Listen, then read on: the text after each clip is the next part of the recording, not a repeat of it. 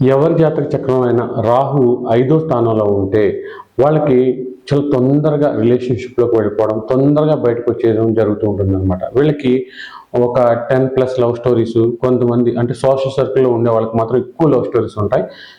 ఎంత మూడీగా ఉండే వాళ్ళకైనా సరే రాహు పంచమ స్థానంలో ఉంటే 2-3 లవ్ స్టోరీస్ ఉంటాయి అనమాట. అయితే ఇవి లాంగ్ ఉండవు అనమాట.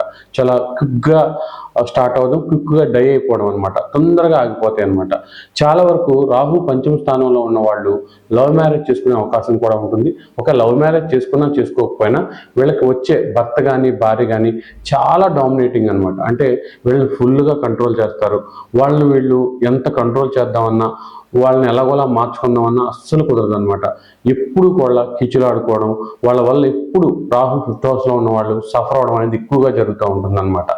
కాబట్టి రాహు 5th హౌస్లో ఉన్న వాళ్ళు మ్యారేజ్ లైఫ్లో వచ్చే పార్ట్నర్ని జాగ్రత్తగా సెలెక్ట్ చేసుకోకపోతే జీవితాంతం కూడా దానివల్ల సఫర్ అయ్యే అవకాశం ఉంటుంది.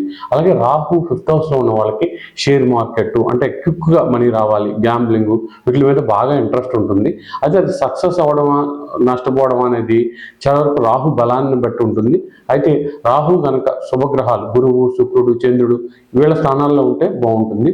పాపగ్రహాలు కుజుడు, రవి వీళ్ళ స్థానాల్లో ఉన్న కొంతవరకు ఇబ్బందిగా ఉంటుంది.